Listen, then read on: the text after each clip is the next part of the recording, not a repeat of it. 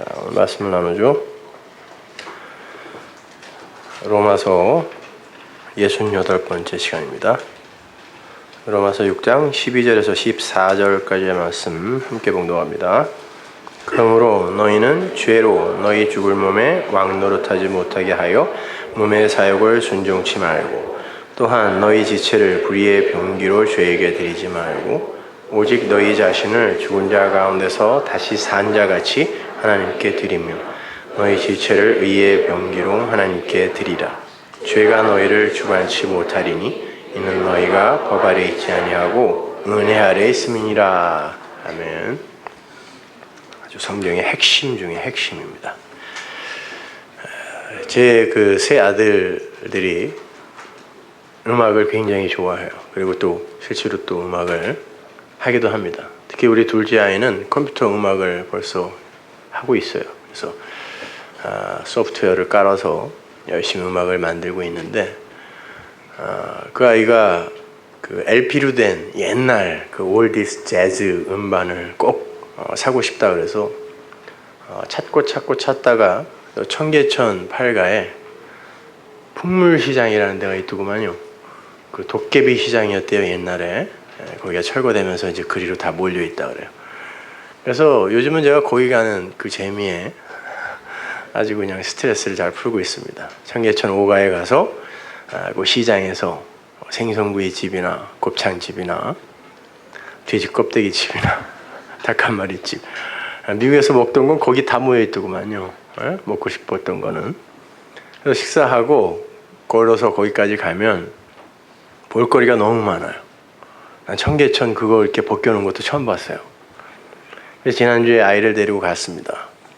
가서 이제 재즈 음반이 뭐 수만 장이 있죠. LP를 요새 안 들으니까 이제 굉장히 많은 중고품 LP들이 있었어요. 그걸 찾다가 아이가 갑자기 소리를 지릅니다.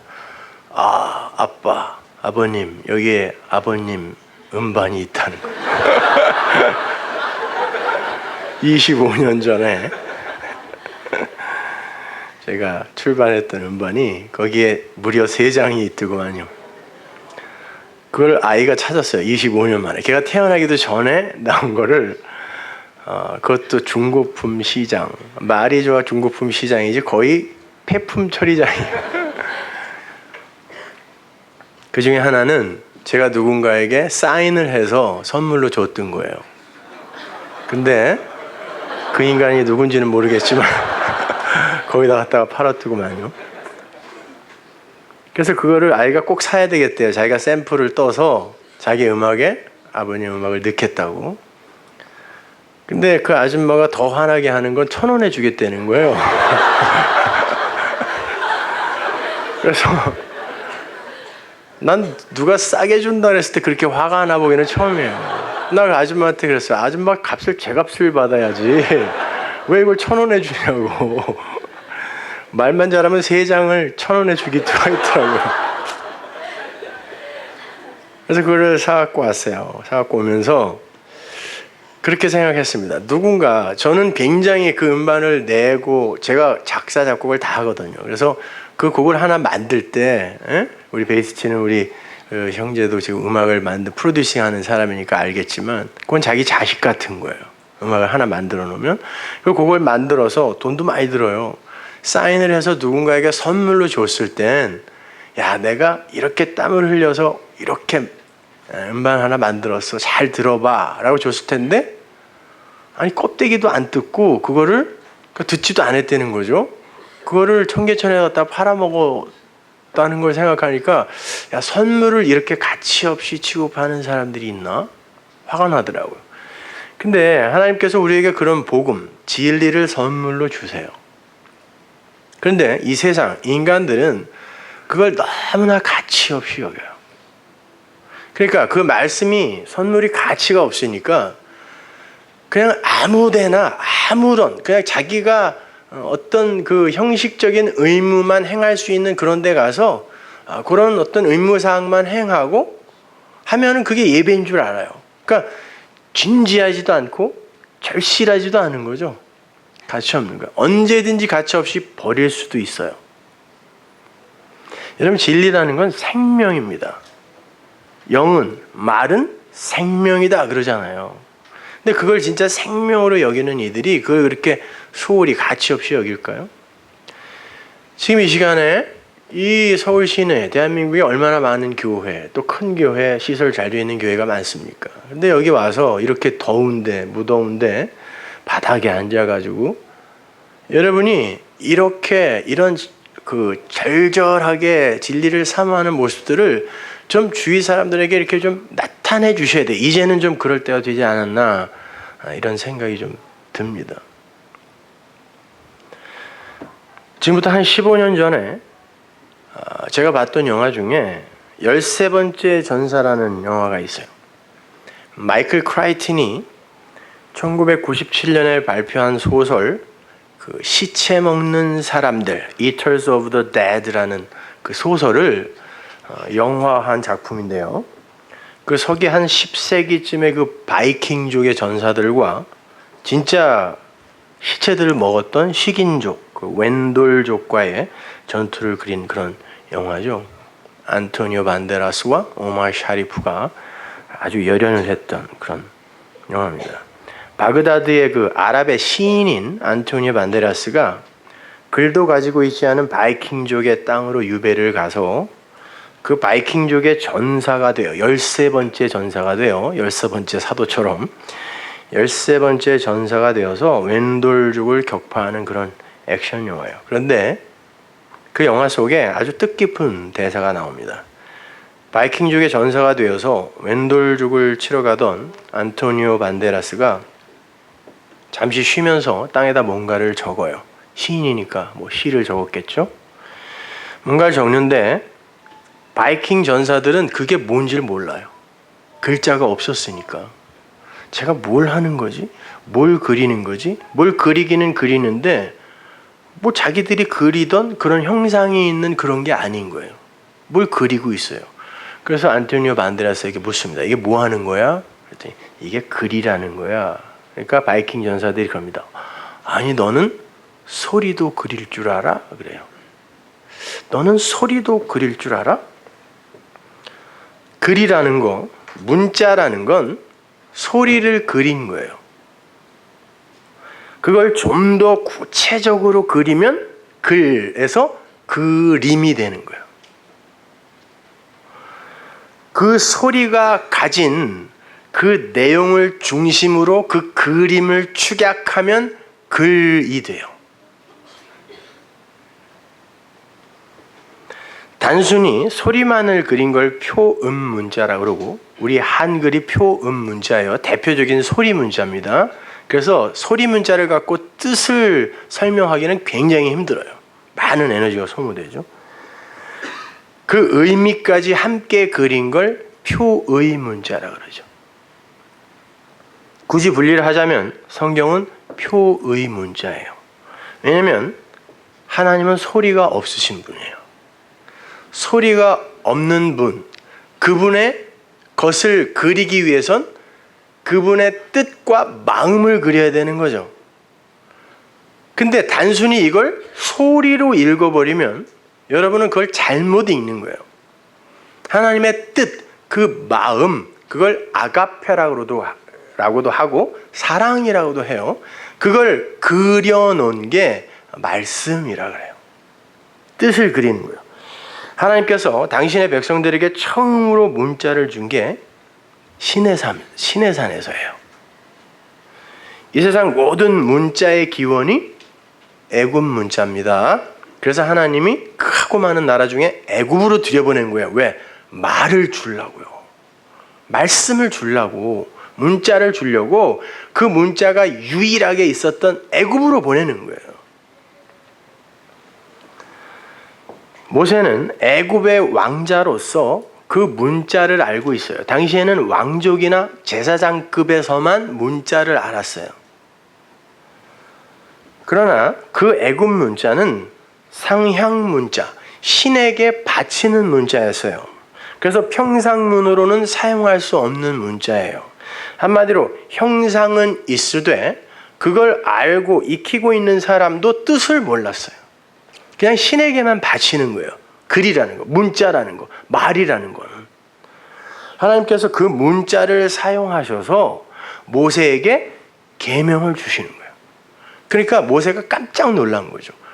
모세는 왕궁에서 신에게 드려지는 말, 드려지는 글만 보았는데 신이 자기에게 글을 준 거예요. 말을 준 거예요. 깜짝 놀란 거죠. 말씀드린 것처럼 모세는 그 문자의 형태는 왕궁에서 익혀서 알고 있었지만 그 내용이 무엇인지는 전혀 몰랐어요. 하나님은 40일간 그를 산 위에 앉혀놓고 그 의미를 가르쳐요. 그럼에도 모세는 그 진리를 다 깨닫지 못해요. 그게 인간의 한계예요. 그럼 어떻게 해야 돼요? 그 말이 그 안으로 들어와야 돼요. 그게 구약의 새 언약이에요. 말이 들어와야 돼요. 출애굽기 34장 29절 보세요. 모세가 그 증거의 두 판을 자기 손에 들고 시내산에서 내려오니 그 산에서 내려올 때 모세는 자기가 여호와의 말씀하였음을 인하여 얼굴 꺼풀에 광채가 나나 깨닫지 못하였더라. 아론과 온 이스라엘 자손이 모세를 볼 때에 모세의 얼굴 꺼풀에 광채남을 보고 그에게 가까이 하기를 두려워하더니. 이걸 잘 이해하셔야 하는데 이걸 이해하지 못하면 바울 서신이 다 곡해되게 되어 있어요. 언뜻 보면 하나님과 이야기를 나누고 내려오는 모세의 얼굴에 광채가 나는 것처럼 보이죠? 여러분, 하나님과 하나님의 말씀을 이렇게 대하면 여러분의 얼굴에 광채가 나나요? 어떠세요? 똑같은 거예요. 그 하나님이랑 우리가 지금 만난 하나님이랑 다른 하나님 아니거든요. 여러분은 기도, 수시로 하나님과 대화한다면서요. 그러면 여러분 얼굴에 그런 광채가 납니까? 이 구절을 히브리 원문으로 보면 광채가 나는 건 모세의 얼굴이 아니라 모세가 들고 있는 증거판이에요. 얼굴 꺼풀이라고 번역이 된 오르 파님이라는 그 단어, 그 파님이 보이지 않는 것이 겉으로 나타난 걸 파님이라 그래요. 파님이라 그러고 오르가 표면을 나타내는 거거든요. 그러니까 눈에 보이지 않는 어떤 것을 나타난 것으로 준 거, 그걸 오르파님이라 그래요. 단순히 사람의 얼굴을 가리키는 단어가 아니란 말이에요. 성경에 많이 등장하는 하나님의 얼굴에 사용되는 단어예요. 내가 하나님의 얼굴 앞에서 얼굴을 배웠나니 이럴 때 쓰는 말. 하나님의 얼굴이 어디 있어요? 영인데. 그건 하나님의 나타나신 말씀, 진리의 말씀, 그걸 내가 직면했다, 깨달았다 이런 뜻이지 하나님의 얼굴을 봤다는 얘기 아니에요, 여러분. 영은 보이지가 않아요. 소리도 없단 말이에요. 거기에 등장하는 게 파님이란 말이에요. 그걸 그냥 얼굴이라고 번역을 해놓은 거예요. 보이지 않는 하나님의 실체, 그걸 보이는 것으로 나타낸 거, 하나님의 진리, 하나님의 사랑, 이걸 보이는 것으로 나타낸 거, 그게 뭐예요? 계명, 율법, 돌판이란 말이에요. 그걸 오르파님이라 그래요. 거기에서 빛이 났어요. 그런데 그 광채가 나다라는 단어도 단순히 빛이 나다라는 단어가 아니라 뿔을 내밀다, 뿔을 건네주다라는 의미예요. 뿔은 당연히 제단의 네 뿔을 이야기하는 거예요. 그거 잡으면 사는 거죠. 뭐예요?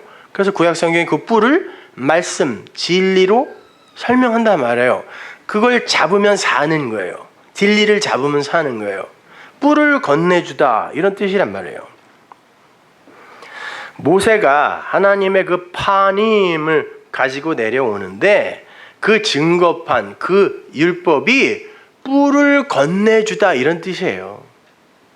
거기에 진리가 있더라라는 뜻이에요.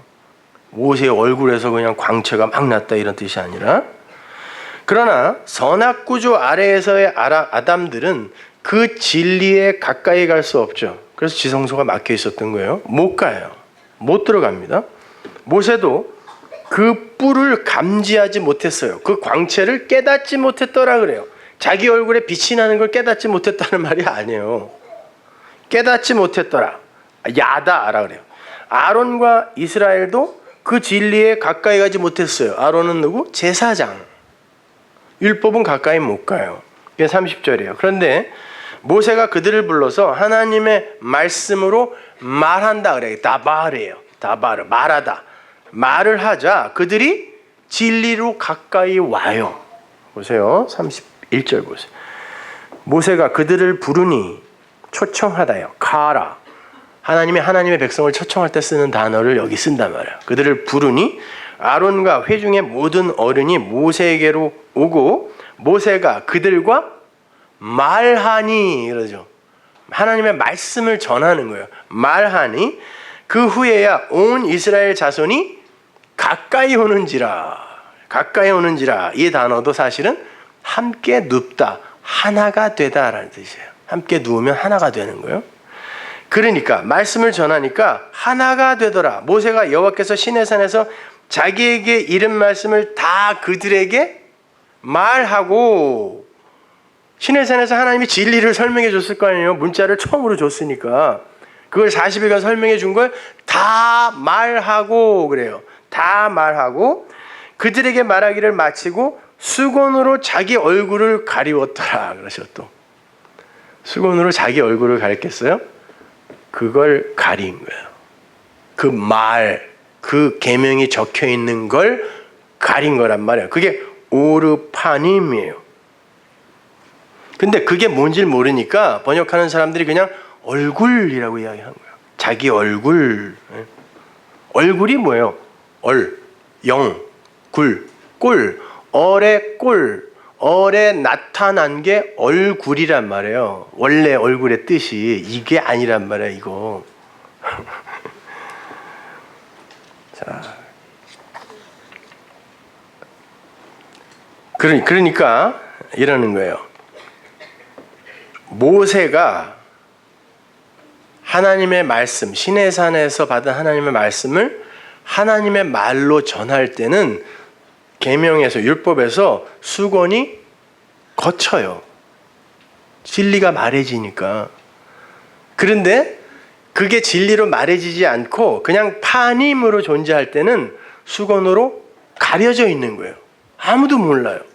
그리고 그 가려진 거를 그대로 보고 이게 율법이야? 이게 말씀이야? 라고 그 수건이 덮인 채로 보는 걸 율법주의라고 그래요. 그걸 벗기지 못하고. 이해가 안 가면 여러분 여러 번 들으셔야 돼요. 이 개념이 확실치 않으면 여러분은 만날 성경을 허투루만 보게 돼요. 곡해하게 된단 말입니다, 여러분. 그 율법, 표피적 율법의 개념은 곧 사라져 버릴 거잖아요. 그렇죠?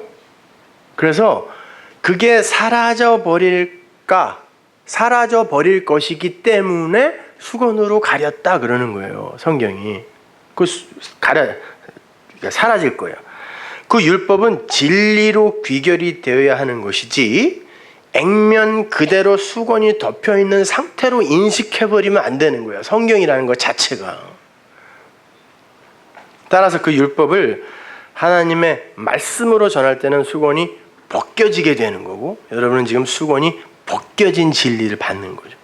그 율법 자체로 파님의 상태로 있을 때는 수건으로 가려진 거예요. 그래서 이거 해, 저거 해, 이거 하지 마, 저거 하지 마, 이렇게 가려진 상태로 껍데기로만 보는 거죠. 무슨 말인지 아시겠죠?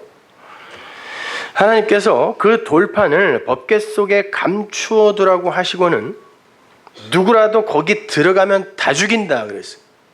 만지기만 해, 다 죽인다 그랬어요. 줬으면은 그걸 열심히 가르쳐서 공부하라 그래야지, 가려놓고 상자 안에 넣어놓고 만지면 다 죽인다 그랬단 말이에요. 왜? 사람이 하나님이 진리를 주지 않았는데 자기의 힘과 노력과 지혜로 그리로 가까이 가게 되면 그게 곧 선악과요 죽음이란 말이에요. 가려놓는 거예요.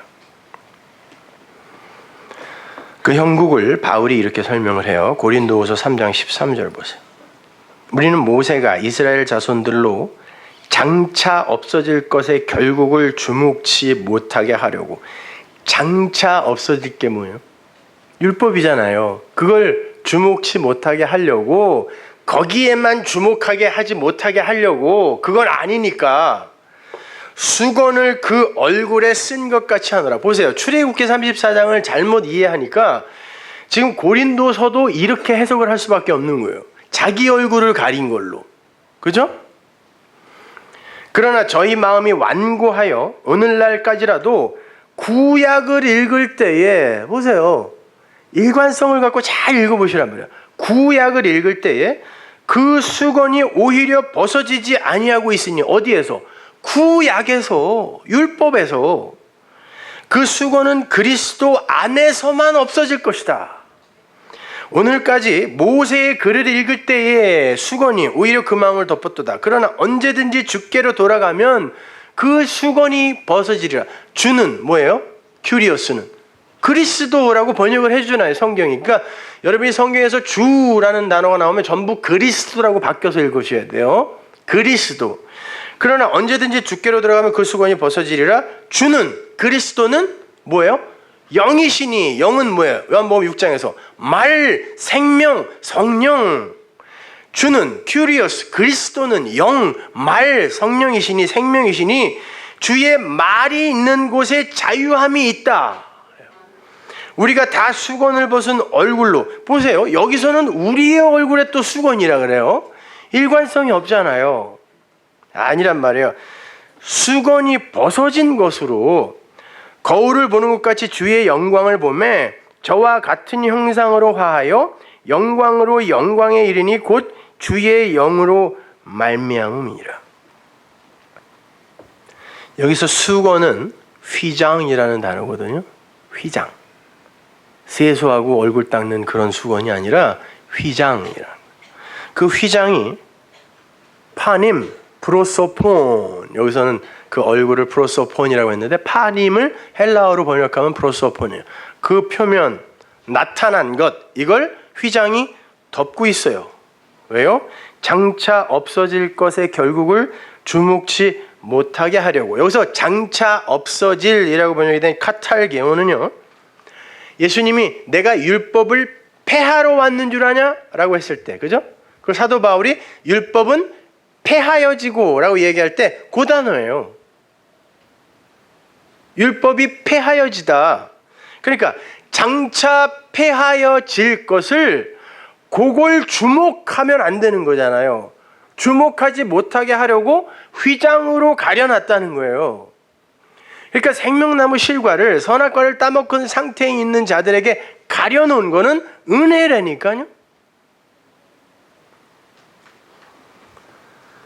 그런데 어떤 계명인가 하면 프로소폰, 얼굴, 프로소폰으로서의 율법이에요. 계명이에요. 그건 뭐예요? 표피적인 이해, 그 율법, 그냥 문자로서의 율법, 그걸 이야기하는 거죠. 그걸 가리는 거예요. 그건 휘장으로 가려져 있어야 돼요. 선악과가 무엇인지를 알 때 생명나무 실과를 먹은 거거든요. 그것이 선악과 생명나무 실과 다른 거 아닙니다. 창세기 보면은 동산에 나무 하나 있다 그랬어요. 단수로 쓰여 있어요. 계속 단수예요. 하나인데 그걸 선악으로 보게 되면은 그건 죽음의 나무예요. 먹으면 죽어요. 그런데 이게 뭔지를 알게 되면 그게 생명나무 실과를 먹는 거란 말이에요. 그것이. 그것처럼 율법이 뭔지를 알면, 그러니까 그 율법을 그대로, 문자 그대로 이해를 해서, 표피적으로 껍데기로 이해를 해서 그것에 묶여버리면 죽음이지만, 그것을 통하여 그리스도라는 진리를 알게 됐을 때 그게 생명나무 실과를 먹는 거잖아요. 그게 가려져 있는 거란 말입니다. 그 자체가 가치가 있는 게 아니라 그 안에 들어있는 그 내용, 그 진리가 진짜 가치잖아요. 그래서 가려놓는 거란 말이에요. 선악과를 먹자마자 인간들이 가장 먼저 하려고 하는 게 뭐였어요? 손을 뻗어 따먹는 거. 이걸 탐심이라고 한다 그랬죠. 그거는 안 돼요. 그래서 가려야 되는 거예요. 완악한 마음을 가진 자들은 수건으로 가려진 율법을 그 가려진 대로만 받더라 그래요. 사도 바울이. 14절을 보시면 그 휘장은 그리스도 안에서만 벗겨진다 그래요. 그리고는 그게 구약을 덮고 있다. 구약을 덮고 있다. 근데 주님께로, 그리스도께로 돌이키면 그게 에피스트레포라는 단어인데요. 그건 완전히 개종하다라는 뜻이에요. 개종하다. 오늘날 기독교는 개종이 필요해요. 수선이 필요한 게 아니라. 개종을 하면 그 휘장이 벗겨지고 지성소의 실체가 훤히 드러난다는 거예요. 그게 16절이에요. 그리고는 17절에서 그 큐리오스가 영, 말이다 라고 이제 설명해 주는 거예요. 18절을 보시면요. 설상가상으로 그 수건이 모세의 얼굴도 아니고 우리의 얼굴을 덮고 있었던 것처럼 이야기를 해요. 아니에요. 제가 그 18절을 떠올려 주세요. 그걸 그 헬라어 원어 그대로 한번 직역을 해드릴게요. 그게 무슨 말인지. 뒤로부터 갑니다. 주의 영은 나타난 것을 영광으로 바꾸어 냅니다. 맨 마지막 18절 마지막 부분 뭐죠? 곧 주의 영으로 말미암음이니라 그러죠. 그게 주의 영, 말씀으로 말미암아 그 말에 의해 이런 거예요. 그러니까 주의 말씀은 그 나타난 것, 보이지 않는 게 이렇게 겉으로 특히 하나님께 겉으로 드러난 걸 우리가 독사, 영광이라고 하잖아요. 그걸 프로소폰이라 그래요. 겉으로만 나타난 그것만 보면 그걸 프로소폰이라 그러고 그게 하나님 것일 때 그걸 영광이라 그래요. 독사, 영광. 주의 영, 말씀은 나타난 것을 영광으로 바꾸어 냅니다. 메타몰프후. 그건 그 말씀, 말에 의해, 진리에 의해 그리스도의 형상이 나타난 그 반영이 된 이런 뜻이에요. 그리스도의 형상인 그 카토프리무조마이를 거울이라고 번역을 해갖고 이게 무슨 말인지 도대체 이해가 안 가게 번역을 해놨는데 그 그리스도의 형상이 반영이 된 나타나 있는 그 모든 영광, 그 영광, 독사와 그 프로소폰이 그 말에 의해 열리기 때문입니다. 이런 뜻이에요. 그 열리다, 해석되다, 깨달아지다 라는 말이란 말이에요. 그것이. 그러니까 이건 우리가 언젠가는 다 수건을 벗은 얼굴로 거울을 보는 것 같이 뭐 주의 영광을 보게 될 것이다. 이런 그런 표피적인 이야기가 아니라 우리는 그 말씀에 의해 그 휘장이 열리게 되면 그 그리스도의 형상, 그 진리가 나타난 그 영광, 그 말이 그걸 여는 거기 때문에, 말씀이 여는 거기 때문에 그 영광을, 그리스도의 그 영광이 반영이 된 그 실체로 보게 된다는 뜻이에요, 이게. 그러니까 진리가 되면 성경을 덮고 있는 휘장이 이렇게 열리고 그 안에 들어있는 내용이 보이게 된다는 거예요. 활자가 아니라. 여러분이 그 내용을 모르고 그 활자로 큐티 만날 해봐야 아무 소용없어요. 한자를 읽더라도 그걸 그리스도 예수라는 진리로 해석을 할 때 그게 여러분 거예요. 그게 진짜 가치 있는 거란 말입니다, 여러분. 여기서 수건을 벗다라고 번역이 되어 있는 아나칼립토라는 단어는요, 아나가 이제 반대니까 그 칼립토라는 단어에다가 이제 접두어를 붙인 거잖아요. 그 단어가 쓰인 곳을 제가 찾아드리면 여러분이 조금 이해가 쉬울 거예요. 고린도후서 4장 3절 보세요. 만일 우리 복음이 가리웠으면 망하는 자들에게 가리운 것이라. 이게 칼립토예요. 여기다가 아나칼립토, 아나를 붙여버리면 수건을 벗다예요. 그러니까 수건은 어디를 덮고 있는 거였다? 말씀을 덮고 있는 거예요. 모세의 얼굴을 덮고 있는 게 아니란 말입니다. 복음은 원래 우리 모두에게 다 가려져 있던 거예요. 그런데 그리스도의 영, 그 진리를 받은 이들에게만 열려지는 거예요. 그리고는 그들만 그래 이거야 이런 거야 라고 하고 있고, 그걸 모르는 대다수의, 우리 수요일날 찾아봤죠, 대부분이, 그것도 예수를 믿는다고 하는 대부분이 그렇게 열려있는 자들을 가리켜서 야, 참 지들만 예수 믿어? 이렇게 얘기한다는 거예요. 그러니까 점점 얘기를 안 하게 되는 거죠. 상대를 안 하게 되는 거예요. 그리고 아무 데나 가서 함부로 말하기도 싫어요. 어차피 이해 못할 거니까.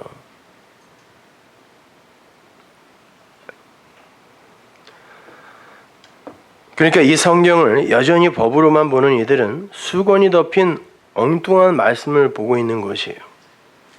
그 수건은 그리스도의 영, 진리의 말씀으로만 벗겨지는 거예요.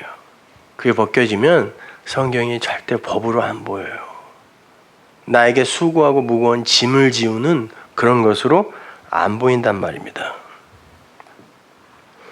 그러면 다시 모세 이야기로 돌아가 보죠. 모세가 하나님으로부터 진리의 문자를 받았어요.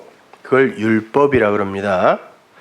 크게 포괄적으로 성경이라고 해도 돼요. 그런데 그 글자는 아무도 모르는 글자였어요. 모세도 몰랐습니다. 그래서 하나님께서 모세에게 뭐라 그러냐면 여호수아에게 내가 한 말을 외워 들리라 그래요. 자꾸 말해줘서 외우게 하라 그래요. 왜? 모르니까 문자를요. 외워 들리라.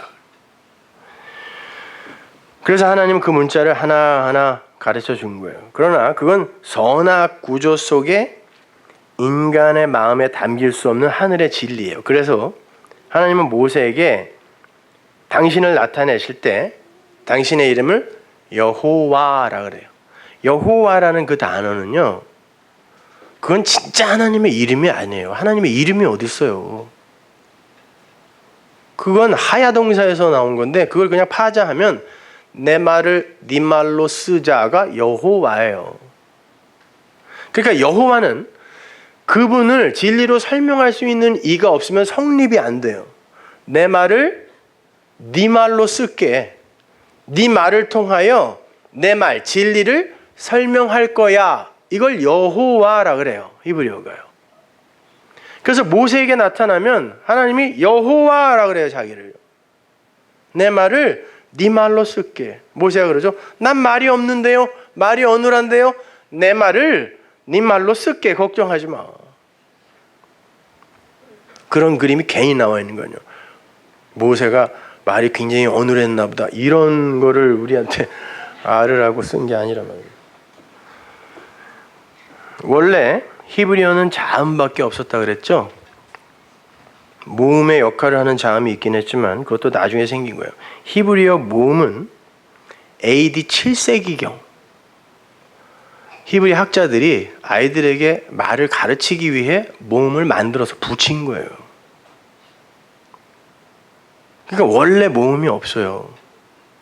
모음이 없으면 문자는 읽을 수가 없어요. 기역, 이것도 역시 모음을 넣어서 우리가 읽는 거죠. 그리고 띄어쓰기가 없었거든요. 그러면 성경이라는 건, 원래 처음 주어진 성경이라는 건 처음부터 자음만 따닥따닥 붙어서 한 덩어리의 자음이었어요. 그거는 읽을 수가 없어요. 모음이 없기 때문에. 그러니까 그건 소리로 읽으라고 준 게 아니라 그 하나하나에 담겨있는 내용을 갖고 나를 알아먹으라고 준 거예요. 그러니까 그건 불가능해요. 도저히. 어떻게 알아먹어요 그거를? 하나님이 은혜를 주지 않으면. 그냥 한 덩어리예요. 띄어쓰기도 없고 모음도 없고 읽을 수도 없어요. 그래놓고 하나님이 줬다니까요. 그러니까 못 알아먹으니까 어떻게 해요? 설명을 해주는 거예요. 이게 진리야 이렇게요. 하나님에게는 소리가 없다 그랬습니다. 뜻이 있어요. 마음이 있어요. 사랑이라는 그분의 실체, 그걸 그려준 게 성경이란 말이에요. 그러니까 여러분은 그걸 알아먹어야지 이걸 여러분에게 어떤 걸 요구하고 금지하는 그런 법으로 읽으시면 절대 안 돼요. 그리고 이 세상을 어떻게 하면 인간답게 살 수 있는가에 대한 어떤 방법론을 여기서 찾으려고 해도 안 돼요. 처세술 이런 거 적혀 있는 게 아니라 하나님이 적혀 있는 거예요. 근데 그걸 배우셨냐고, 여태까지 교회에서. 그거 배우셨어요, 여태까지? 근데도 불만이 없어, 다들요.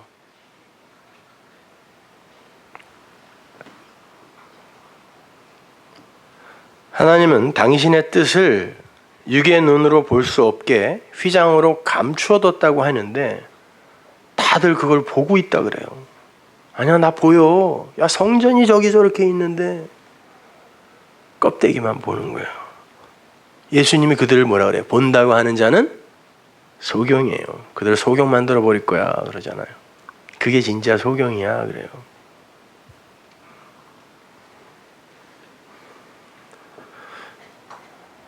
여러분, 그런데 그 휘장이 뭔지 아세요? 뭘로 그걸 가리는지 아세요? 하나님이? 휘장이 뭐예요? 히브리서 10장 19절 보세요. 아, 대한민국의 교회요.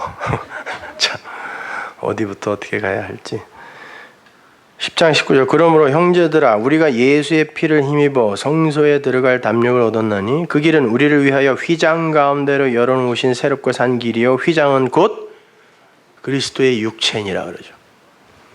그러면 성경을, 율법을 그리스도의 육체, 예수로 가려놨다는 게 무슨 말이에요? 그게 찢겨져야 지성소가 보인대요. 그게 찢겨져야 지성소로 들어갈 수 있는 거예요. 그죠? 그러면 율법, 성경, 진리를 예수로 가려놨다는 게 도대체 무슨 말일까요? 이건 예수님이 찢겨져야 우리가 구원을 받고 우리의 죄가 사해진다, 단순히 그 정도의 이야기가 아니라 그 섬김의 대상인 우리는 어떤 걸 주면 금방 그걸 내 섬김의 대상, 우상으로 끌어당기는 재주가 있어요. 모든 인간이 다 그래요. 모든 아담들이. 니들이 갖고 있는 그 우상으로, 하나님이 그러죠. 나를 다른 신으로 섬기지 마가 십계명 1계명이에요. 나를 우상으로, 다른 신으로 섬기지 마. 나는 나야. I am who I am.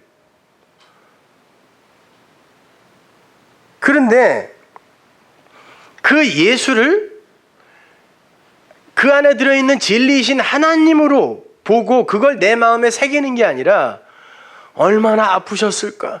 그분이 나를 위해 죽으셨대. 그게 나랑 무슨 상관인데요? 이런 내 섬김의 대상으로, 그리고 감동받는 대상으로, 내가 칭찬하는 대상으로 갖고 있을 때 여러분은 지성소를 못 본다는 뜻이에요.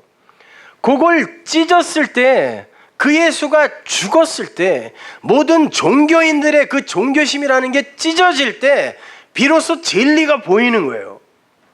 그래서 그걸 예수로 가렸다고 하는 거예요. 그걸 바울이 어떤 이들에게는 예수가 걸림돌이에요. 거기에 걸려 넘어진다 그러는 거예요. 사도 바울이.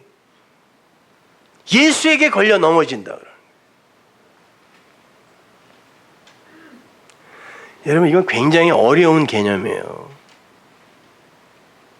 예수 믿는 거, 진리를 깨닫는 게 쉽지 않아요, 여러분.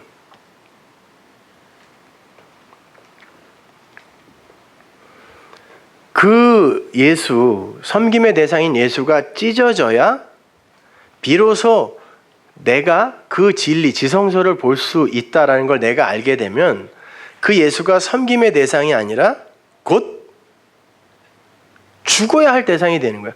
빨리 죽으세요. 그래서 향유 옥합 깬 여자가 그 모형으로 등장하는 거예요. 주님, 예수님, 당신이 빨리 죽어야 7 귀신 들렸던 나, 7 귀신 들렸다니까 그 7 귀신 들렸던 여자가 그 말이야, 맞아요. 그러는데 우리가 다 7 귀신 들린 사람이었어. 7이라는 단어는 완전한, 그러니까 귀신 들린 자, 마리아는 다 그거에 마라라는 뜻이니까요. 그래서 예수님 십자가 주변에 전부 마리아만 있었던 거예요. 딴 여자는 이름 안 써요. 그냥 그 여자 그러지. 다 7 귀신 들렸던 그 여자. 그러니까 다 모형들이란 말이에요. 그 마라가 쓴 물이 단물이 되는 거예요. 쓴 물은 뭐? 나쁜 말, 단물은 진리가 되는 거예요. 당신이 빨리 죽어야 마라인 내가 나오미가 되는 겁니다. 그게 향유옥합 깨서 부은 사건이란 말이에요. 그러니까 여러분은 오늘날 그런 패션 오브 더 크라이스트 같은 영화 보면서 내가 저기 있었으면 저걸 꼭 막았을 텐데 이러면 안 되는 거예요. 그럼 사단아 내 뒤로 물러가라 이렇게 되는 거예요. 예수님 빨리 죽으셔야 돼요. 이렇게 가야 되는 거예요. 빨리 죽으세요 가서.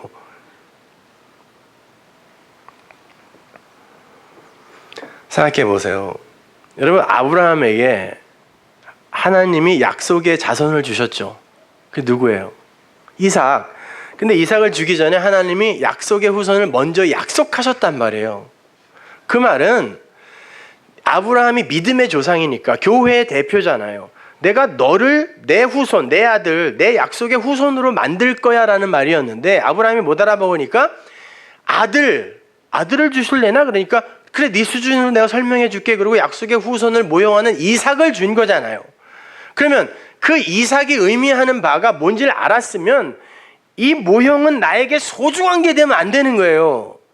그래서 하나님이 죽여라 그랬더니 네 하고 휘파람 불고 간 거라니까요. 마찬가지예요. 예수 약속의 후손이 우리에게 주어졌어요. 하나님의 아들이에요. 그러나 그 자체가 섬김의 대상이 되면 안 된단 말입니다.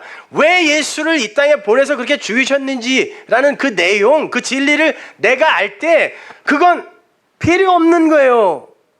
그 십자가 자체도 야 내가 어떻게 나의 죄를 위해서 그렇게 십자가에 달려 죽으셨어가 아니라 나라는 존재라는 건 그렇게 전적으로 하나님 측에서 시작하여 완성하실 수밖에 없는 거구나를 깨달았으면 그거는 가치가 없는 거라니까요. 역사 속 그거는. 그걸 예수를 죽인다고 하는 거예요. 그런데 그 의미도 모른 채 십자가를 그냥 붙들고 앉아있으면서 야 어떻게 나를 위해 그런 일이 벌어졌지? 이렇게 되면은 그건 내 밖에 있는 게 되는 거란 말입니다. 대부분 요 수준에 머물러 있는 거예요. 그러니까 감동만 하는 거죠. 근데 나가면 금방 없어져 그 감동은요. 여러분 내 감정을 신앙이라고 생각하지 마세요. 그건 하루에도 12번씩 바뀌는 거예요.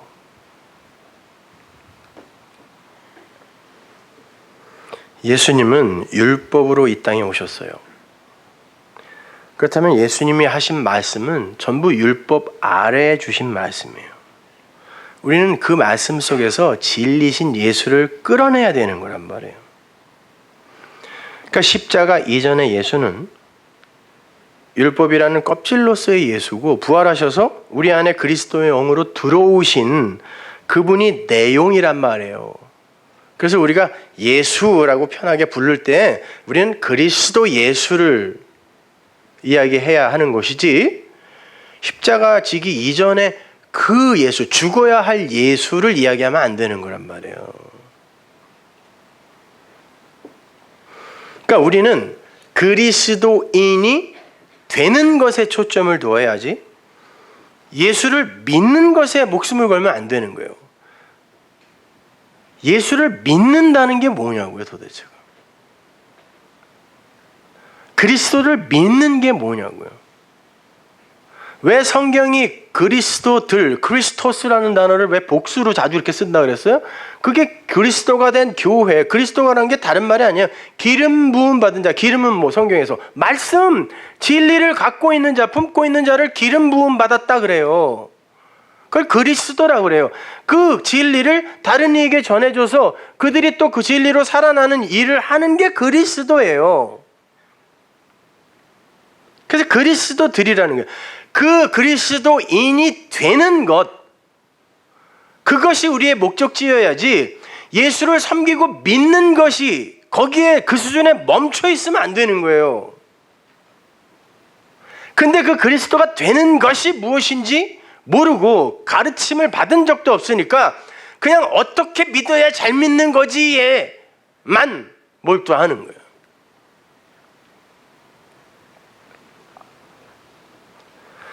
잘 이해하셔야 돼요. 제가 이제 율법주의나 유대주의를 부정하는 그 단계에서 이제 한 단계 더 올라간 거예요. 제가 초창기에 에베소서 요한복음 때는 구약으로 설교했어요. 똑바로 사세요. 신앙이란 건 삶입니다. 복 받고 신비한 거 보고 그러는 거 아니에요. 그러니까 성경의 그 진행 그 절차대로 설교를 한 거죠. 그랬어요. 왜? 그때는 LA를 비롯해서 전 세계가 거의 기복주의나 신비주의, 실용주의에 다 빠져 있었거든요. 그게 무슨 놈의 기독교냔 말이에요. 그래서 아니에요. 기독교는 존재의 문제지 그렇게 무슨 뭐 내가 뭘 해서 복 받고 이런 거 아닙니다. 그리고 제가 비유, 창세기, 사도행전에서는 그래 그렇게 사니까 진짜 사라지든가요? 를 물을 거예요. 그렇게 사니까 진짜 사라져요? 애를 써보긴 써보는데 한 방에 무너지고 계속 제자리야. 그러면 이제 어떤 방법이 있을까요? 그게 로마서 산상수훈이에요. 이제 그 단계로 지금 제가 올라간 거거든요. 여기가 끝이에요. 어떻게 해야 돼요? 내가 진리가 돼야 돼요. 그게 내 마음에 법이 새겨졌다라고 하는 거예요. 마태복음 24장 1절 보세요. 예수께서 성전에서 나와서 가실 때에 제자들이 성전 건물들을 가리켜 보이려고 나오니 대답하여 가라사대 너희가 이 모든 것을 보지 못하느냐? 내가 진실로 너희에게 이르노니 돌 하나도 돌 위에 남지 않고 다 무너뜨리우리라. 예수께서 감람산 위에 앉으셨을 때 제자들이 종용이 와서 가로되 우리에게 이르소서 어느 때에 이런 일이 있겠사오며 또 주의 임하심과 세상 끝에는 무슨 징조가 있어오리까? 예수께서 대답하여 가라사대 너희가 사람의 미혹을 받지 않도록 주의하라. 많은 사람이 내 이름으로 와서 이르되 나는 그리스도라 하여 많은 사람을 미혹해 하리라. 예수님께서 모형으로서의 옛 성전에서 나오세요. 예수님은 바로 그 옛 성전으로 이 땅에 오신 거죠. 그래서 나를 부수어라 내가 사흘 만에 세 번째 것으로 일으키리라. 그래서 부활하리라 해요. 내가 세 번째 성전. 첫 번째 성전은 솔로몬의 성전, 두 번째 예수, 세 번째가 그리스도예요. 그리스도 예수. 우리를 품은 바로 그게 성전. 그래서 우리를 사도 바울이 너희들은 성령에 거하는 전인 줄 알지 못하느냐? 이게 세 번째 성전이거든요. 그래서 그분은 십자가에서 돌 위에 돌 하나 남지 않은 모습으로 부수어진 거예요. 근데 제자들은 옛 성전에만 관심이 있어요. 수건이 덮여 있는 그것만 보고 있는 거예요. 왜? 번쩍번쩍 빛나고 있었거든요. 율법주의는 항상 번쩍번쩍 빛나요. 사람들이 존경하는 일들을 한단 말이죠. 얼마 전에 어떤 스님 나와서 뭐 인도에 학교 짓고 뭐 도와주고 이러는 거 나오는데 사람들 다 감동하더라고. 진리가 없이 그렇게 행하는 걸 옛성전이라 그래요. 자기의라 그래요. 주님께서 말씀하세요.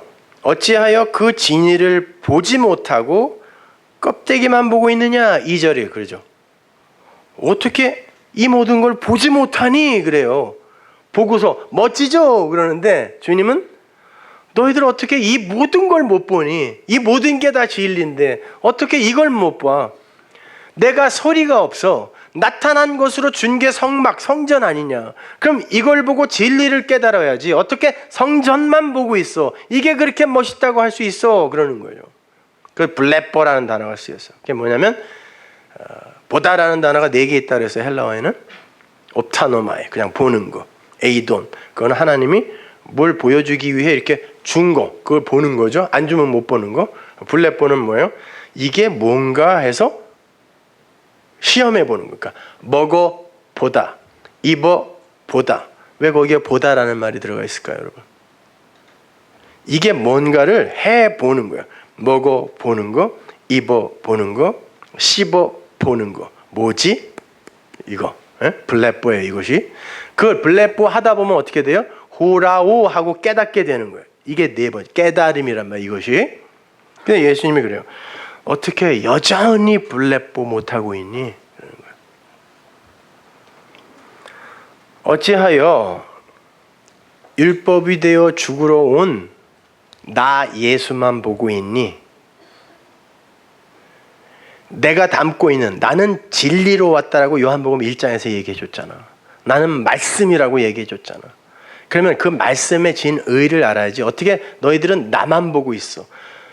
그러니까 너희들이 내가 죽는다 그랬더니 그렇게 화낸 거 아니야. 베드로는 꾸짖어 야단쳤잖아요. 죽지 말라고. 그러니까 너희들은 내가 죽으면 안 되는 거야. 그지? 그러면 니들이 죽어. 왜 나만 보고 있어? 나는 죽어야 되는 거야. 그 안에 진리가 중요한 거지 내가 중요한 게 아니란다 그러는 거예요.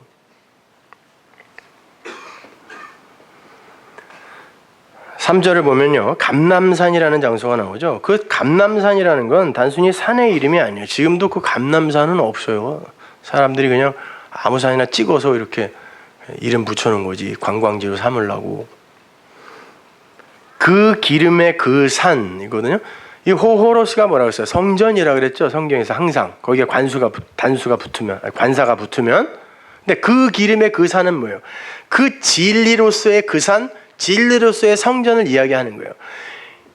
제자들이 그 옛 성전 껍데기만 보고 이거 보세요, 멋있지 않아요? 그러니까 그때마다 예수님이 어디로 가냐면 감람산으로 간다 그러죠. 그건 그 기름의 그 산이라는 거예요. 그 말씀으로서 이야기를 하시기 위해 어디에 앉으실 때 항상 감람산 그러는 거지, 산꼭대기로 뭐 얘기할 때마다 끌고 올라간 거 아니란 말이에요. 그 기름의 그 산, 진리를 설명해 주기 위해 예수님이 성전에 앉으신 거예요. 그 진리의 선포 자리에서 제자들이 물어요. 이 세상의 마지막 징조로 나타나는 일들이 어떤 게 있습니까? 그랬더니 많은 이들이 나는 그리스도라고 해서 많은 사람들을 미혹하는 게 마지막 때의 징조다. 그래. 이 말은 어떤 이들이 많이 나타나서 내가 그리스도다, 내가 그리스도다 이런다는 말이 아니에요. 여기서 이 많이라는 말, 폴루스라는 단어는 대부분이란 뜻이거든요. 대부분 그래요 지금? 아니죠. 몇 명 안 돼요. 문선명, 박태선, 신천지의 개 이렇게 몇 명 안 된다니까요. 대부분이에요. 그러니까 여기서 이 말은 무슨 말이냐면 마지막 때의 징조가 뭐냐면 대부분이 진리인 그리스도 말고 그 예수, 여기 에고 에임이에요. 그 말을 이야기하는 사람이 내가 그리스도다가 아니라 에고 에임이 나를 그리스도다 하는 자들, 그들이 대부분이잖아요 지금요. 그죠? 그분을 그냥 섬기려고 하고 그분이 하신 말을 어떻게 하면 순종하려고 하고 하는 거, 나를, 이 예수를, 나는 죽어야 되는 건데 옛성전, 지금 옛성전에서 감람산, 그 기름의 그 산으로 진리로 이야기를 하시는 예수님이 나를, 무너져야 하는 나를, 무너진 이후에 내가 무너지고 이게 찢겨져야 진리가 보여져야 되는데 그 그리스도다, 나를 그리스도다 하는 대부분이 그렇게 믿게 될 때 그때가 마지막 때다 그러는 거예요.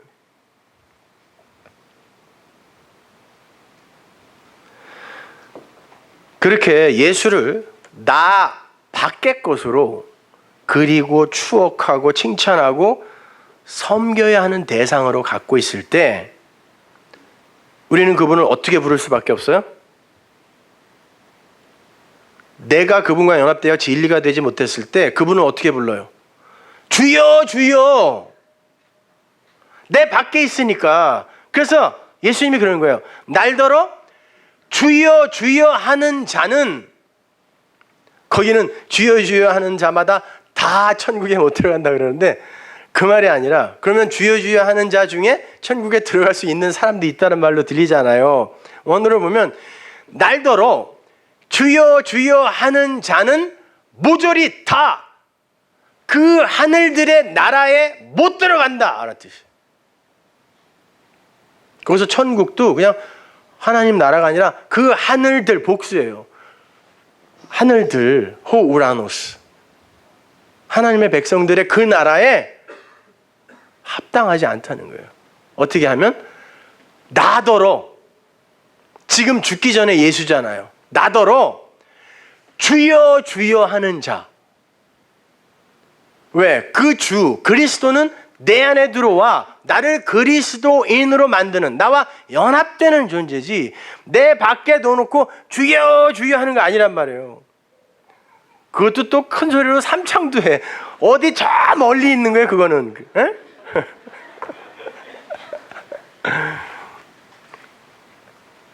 그들은 어떻게 된다? 마태복음 7장 21절 보세요. 나더러 주여 주여 하는 자마다 천국에 다 들어갈 것이 아니요 다만 하늘에 계신 내 아버지의 뜻대로 행하는 자라야 들어가리라.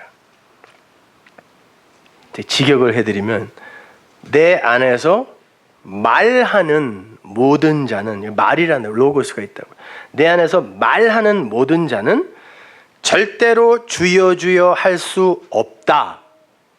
주여 주여 하는 자들은 절대로 그 하늘들의 그 나라로 빨려 들어갈 수 없다예요.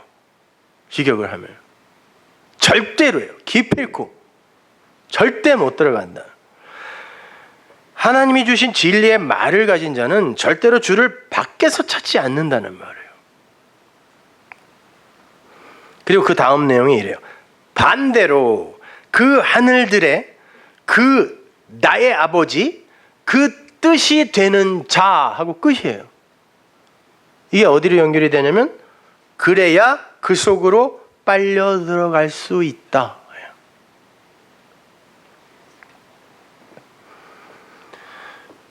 그럼 아버지 뜻대로 행하라는 건 뭐냐? 신약성경에서 행하라라고 번역이 된 포이에오는 히브리어 아사 동사를 번역한 거거든요. 근데 그 아사 동사는요, 인간들의 율법적 행위를 가리키는 단어가 아니라 눈에 보이는 어떤 것, 나타난 것을 잘 가르쳐서 그가 담고 있는 보이지 않는 내용을 가르치는 거, 그리고 그렇게 하는 행위를 아사라고 그래요. 행하다라고 이야기한단 말이에요. 예를 들면 이런 거예요. 창세기의 큰 틀을 네 단어로 요약하면 구약의 큰 틀도 마찬가지죠. 아마르, 라, 바달, 카라, 이런 순으로 틀이 잡혀 있어요. 아마르는 뭐라 그랬어요? 하나님의 말이에요. 진리 그 자체인 말. 그걸 다바르, 어떤 성전이나 이 자연이나 우주 이런 걸 갖고 그 아마르를 이야기할 때 다바르라고 한다 그랬습니다. 자, 그 아마르, 진리의 말이 있고, 그걸 나타난 것으로 이렇게 보여주는 걸 라라고 그래요. 그래서 그 단어를 보다라고 번역을 하는데, 그보다 굉장히 깊은 뜻이 있는 거죠. 아마르, 라. 그러면 이렇게 보여진 것으로, 아, 이게 그런 거구나라고 깨달을 때, 구별할 때 그걸 바달이라고 그래요. 그걸 거룩이라고도 번역하는데, 바달. 아, 그거구나. 구별하는 거예요. 바달. 그리고 그걸 구별해낸 그 사람을 카라, 초청하는 거예요. 하나님이. 이렇게 되거든요. 성경 전체가 이 구조예요.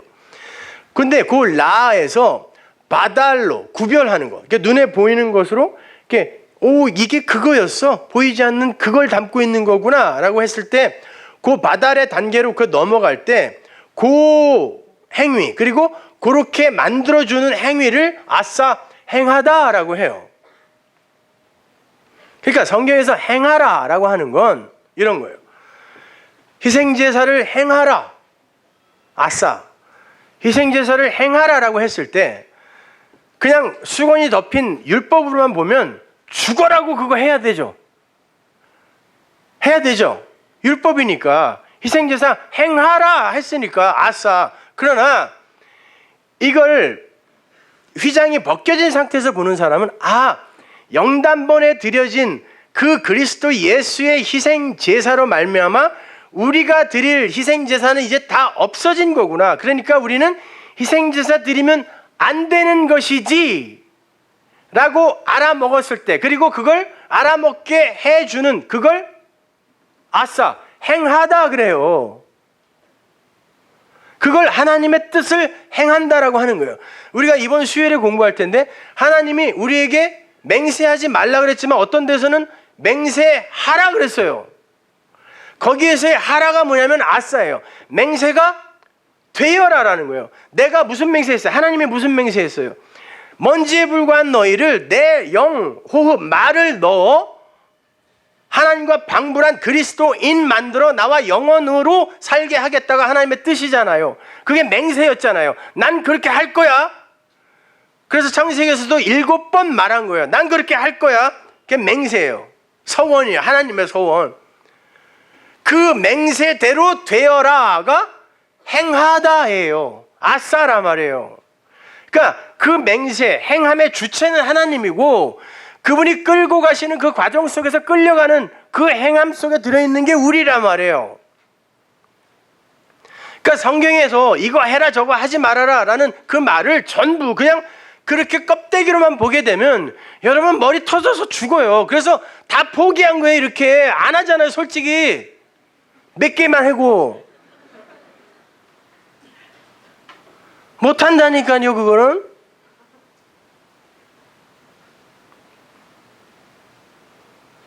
근데 여태 이 반대로 배워왔기 때문에 이렇게 이야기하면 알아듣는 이가 없어요.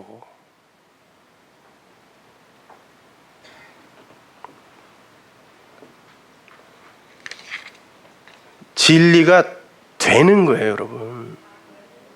내 아버지의 뜻대로 되어지는 자가 그 나라에 들어간다라고 이야기하는 거란 말이에요.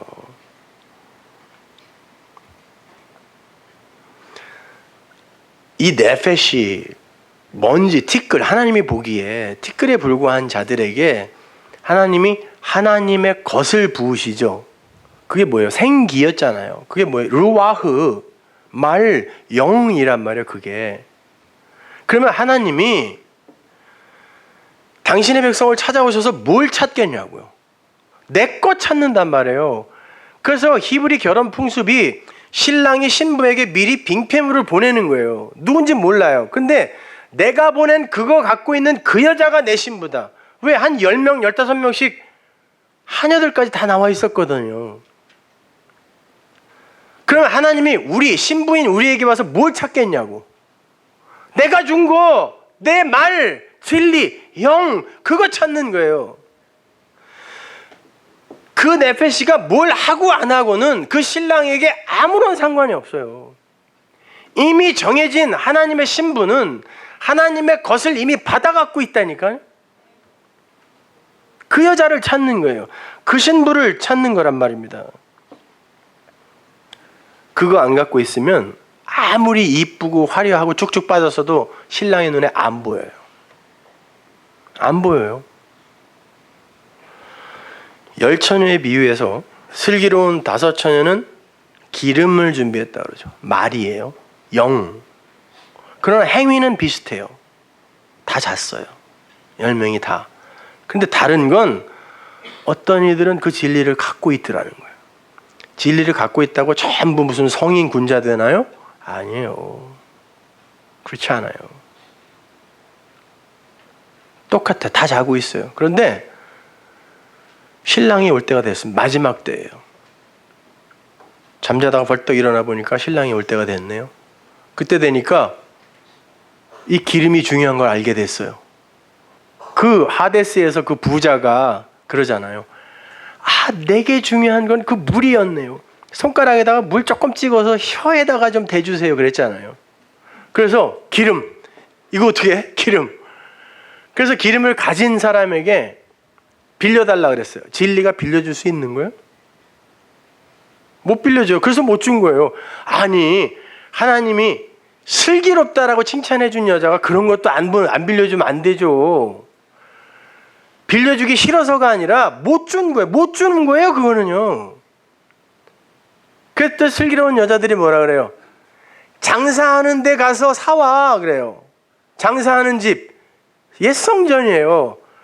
그랬더니 이 여자들이 또 가네요. 살 수 있는 건 줄 알고. 그래? 장사하는 집에서도 그거 살 수 있는 거야? 그리고 끝이에요, 그 여자들은. 못 사는 거예요. 장사하는 집에서는 절대 그 진리 못 받아요.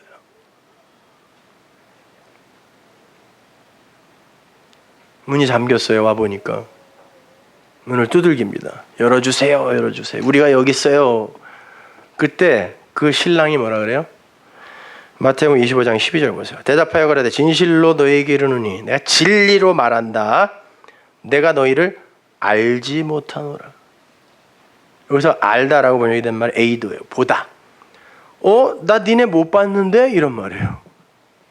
같이 자고 있었잖아요. 신랑이. 나 못 봤는데? 그러는 거예요. 안 보여요. 그럼 하나님 눈에 보이지도 않는 것들이 진짜 귀중한 존재들일까요? 우리 먼지들이 봤을 때 이 먼지들이 인본주의니 무슨 뭐 인권이니 하면서 중요하게 보이지만 하나님 눈에는 그렇게 안 보인단 말입니다. 꼭 인본주의에 빠진 인간들이 이런 얘기하면은 저런 피도 눈물도 없는 이렇다니까요. 아니 그건 자기가 그렇게 귀중한 존재라는 걸 전제하고 있는 거예요. 그죠? 그러니 나와 같이 똑같이 존귀한 저들도 인권을 보장해달라는 거 아닙니까? 근데 어떤 놈이 와서 하나님의 은혜, 믿음, 진리가 없으면 쓰레기다 그러니까 자기한테 하는 소리 같거든요. 진리 없으면 그냥 네페시예요. 생명 없는 시체입니다. 그걸 하나님이 왜 사랑해야 돼요? 예? 여러분은 정말 사랑받을 자격이 있습니까? 이 넓은 우주에 이 우주를 만든 분이 여러분을 찾아내야 돼요? 모르는 척하는 게 맞아요. 그분이 얼마나 크신 분인지 안다면. 근데 이 선악과 따먹은 아담들은 자기가 신이거든요. 그러니까 진리를 못 받는 거예요.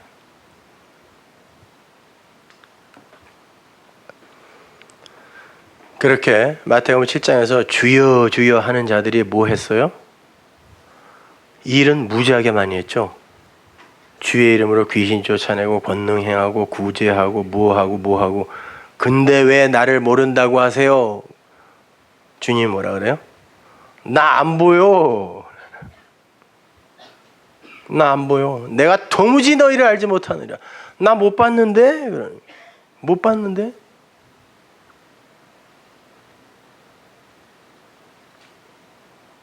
그게 중요한 게 아니에요.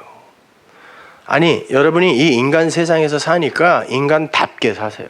제발 불교인들보다 이슬람교인들보다 더 인간답게 사세요. 그러나 그것으로 여러분의 가치를 주장하면 안 돼요. 그렇게 살지 말라는 거 아니에요. 이왕이면 법륜인지 뭔지 그 스님보다 더 열심히 우리 남들 도우면서 삽시다. 왜 그런 걸 안 해요? 하자니까요. 제가 그거 하지 말라 그랬어요? 하잔 말이에요. 착하게 사세요. 제가 하지 말라 그래서 안 하는 거예요 지금? 제가 하자고 이렇게 확 선동을 안 해줘갖고 지금 안 하고 기다리고 있었던 거예요? 뭐예요? 관심이 없었잖아요 애초에.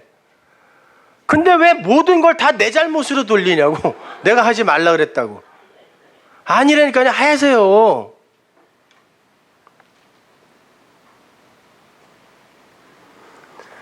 그러나 구원은 그런 것과 아무 상관없어요. 따라서 중요한 건 뭘 하고 안 하고의 문제가 아니라 그 하라 하지 말라의 명령으로 점철된 하나님의 말씀을 통하여 그 진리를 가졌는가가 중요한 거예요. 그렇게 진리가 없는 몸, 그걸 오늘 본문이 죽을 몸이라고 하는 거고, 그 죽을 몸들의 열심을 몸의 사욕, 에피두미아라고 이야기하는 거예요.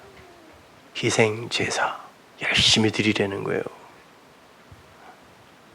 그럼 니네 다 죽는다는 것이죠. 진리를 가지지 않고도 자신의 자원과 노력을 바탕으로 해서 진리의 행세를 하려 하는 것, 그리스도 없이도 내 것으로 세상의 존경과 박수를 받을 수 있다라고 생각하는 그 욕심, 그거 버리라는 거예요. 여러분 이왕이면 세상 사람들에게 칭찬받고 사세요. 뭐하러 욕먹으면서 살아요. 그렇지만 그것으로 하나님 그러니 저는 자격이 있죠? 쟤보다는 좀 낫죠? 이리로 가면 안 된단 말입니다. 희생제사를 계속 드려야 겨우 안심할 수 있는 그런 수준. 그건 신앙인 아니에요. 청년들 똑바로 들으세요. 공부할 땐 공부하세요. 일할 땐 일 열심히 하세요. 그 때려치고 단기 선교지 이런 데 가갖고 어중간하게 그냥 돌아와서도 할 것도 없고 그런 거 하지 말아요. 그럼 아예 차라리 봉사활동하러 간다고 가던가. 가서 뭘 전하고 왔냐고요. 예? 괜히 문명 없이도 잘 사는 사람들한테 문명 갖고 들어가서 그거 없으면 못 살게 망가뜨리고 온 거예요. 아니에요. 그건 폭격하고 온 거지 그들에게 생명 주고 온 거 아니란 말입니다.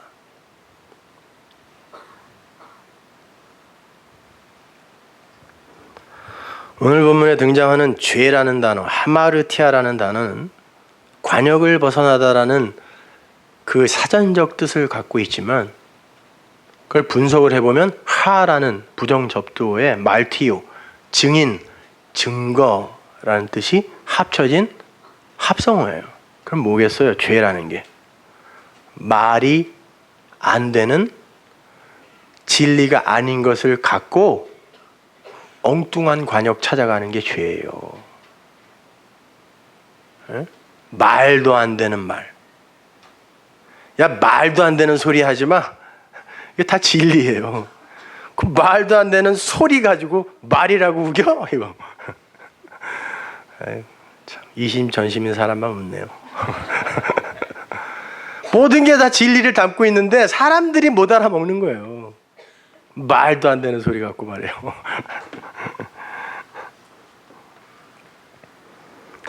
성경은 그렇게 진짜 말과 가짜 말의 전쟁에 대해 기록을 하고 있는 거예요. 하늘의 물, 땅의 물. 물론 땅의 물은 하늘의 물을 모형하고 설명하기 위해 주어진 거지만 그걸로 이게 하늘이야 라고 우기게 되면 이게 저주의 물이 되는 거예요. 그래서 처음 문자를 받은 모세와 애굽의 모세들이 전쟁하는 거예요. 이게 출애굽기예요. 여러분, 모세라는 이름은 건져낼 자죠.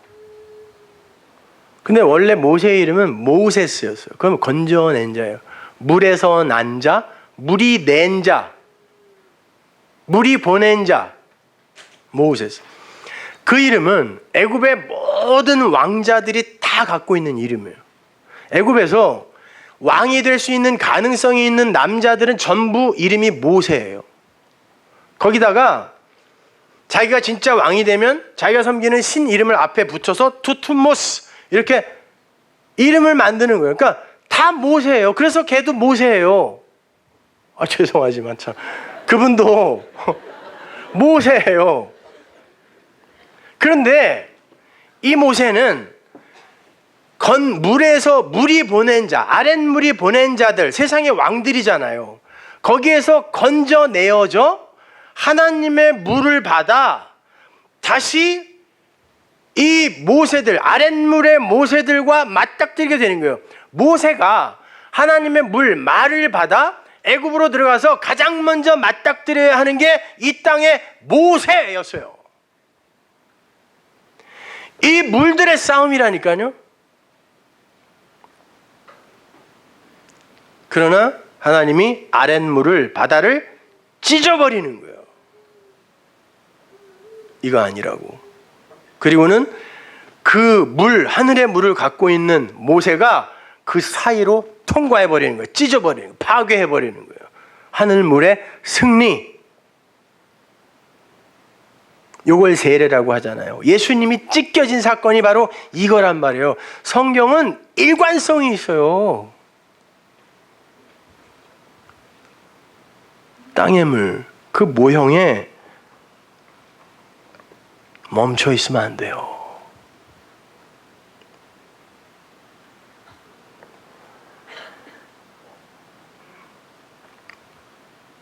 하나님은 그 땅의 물, 그걸 휘장이라 그래요. 휘장을 찢어버리고 껍데기만 보고 엉뚱한 하늘물 상상하지 말라라고 일갈하신 거죠.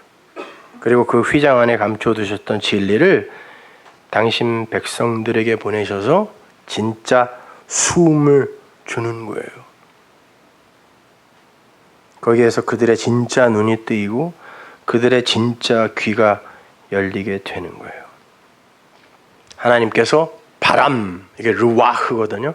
동풍을 보냈더니 홍해가 찢어졌잖아요. 그게 찢어지다라는 단어거든요. 영, 르와흐가 영이죠. 말, 진리를 보내니까 그게 바다가 아랫물이 찢어지더라. 이게 모형이란 말이에요.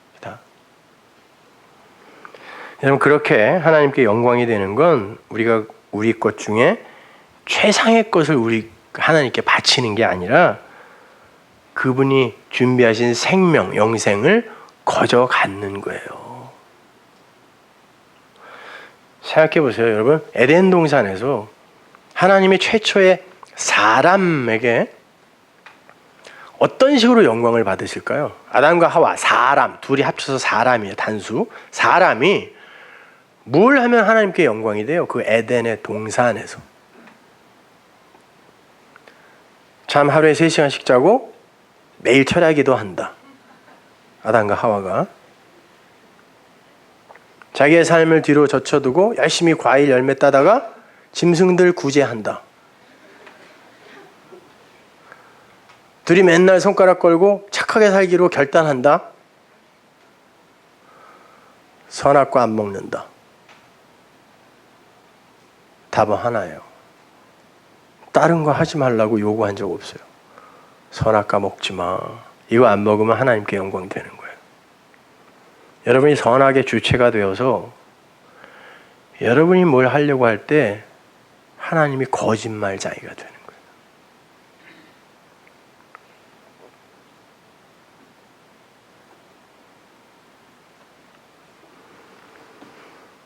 따라서 성도는 다른 거에 신경 쓰기 이전에 하늘의 물, 그 12가지 실과 그의 아들이라고 했죠. 열둘이라는 그 아들이라는 열매를 맺게 하는 생명의 물, 진리를 가지는 것에 집중해야 되는 거예요. 그게 말씀으로 오시고 진리로 오신 그리스도 예수에게로 함몰되는 다른 그리스도들, 기름 부음 받은 자들, 성도의 모습인 거예요. 계시록 19장 8절 보세요. 마지막으로. 또 내가 들으니 허다한 무리의 음성도 같고 많은 물소리도 같고 거룩한 성 새 예루살렘 하나님 나라에는 항상 많은 물소리, 진리의 소리란 뜻이에요. 그 소리가 나죠.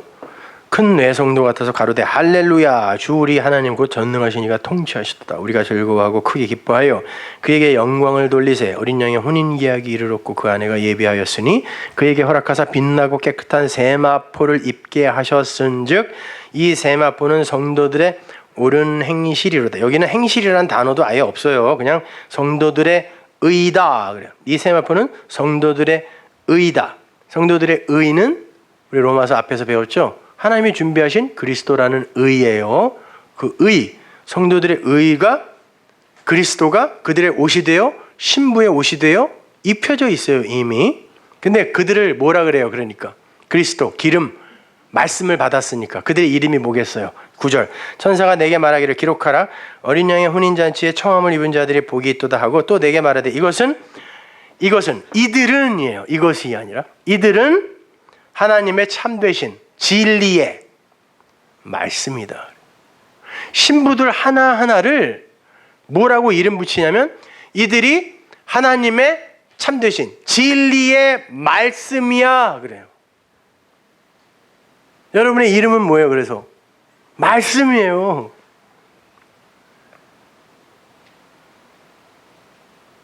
진리란 말이에요, 여러분이.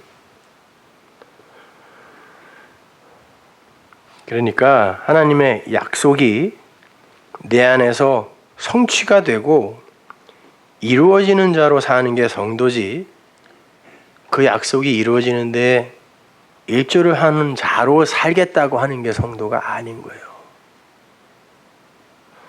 성도는 그렇게 하나님의 뜻과 하나님의 마음을 삶으로 그려내는 자예요. 근데 하나님의 뜻이 뭐라 그랬어요? 네페시, 먼지에 불과한 것, 그들 안에 진짜 중요한 하나님의 숨, 호흡, 르와흐, 푸뉴마, 영을, 말을, 진리를 넣어 그를 하나님과 방불한 하나님의 아들로 만드는 게 하나님의 뜻이니까 그게 여러분 안에서 이렇게 여러분이 삶으로 그려내야 하는 말, 글이라면 여러분의 삶이 어떻게 돼야 되겠어요? 여러분은 쇠하고 그 진리가 흥하는 그런 모습으로 삶이 그려져야 돼요. 그게 말씀들의 삶이에요.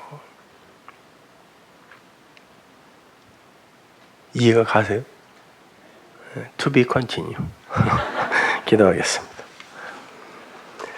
하나님 은혜를 감사합니다. 아버지 하나님, 하나님의 말씀이 실종되고 곡해되어지고 오해되어지고 있는 이 시대에 하나님 우리에게 이렇게 진리를 나눌 수 있는 시간과 기회를 허락해 주심을 감사합니다. 이게 얼마나 복되고 가치 있는 시간인지 우리 마음속에 새겨주셔서 더욱더 진지한 신앙생활을 할 수 있게 도와주시옵소서. 예수님의 이름으로 기도합니다.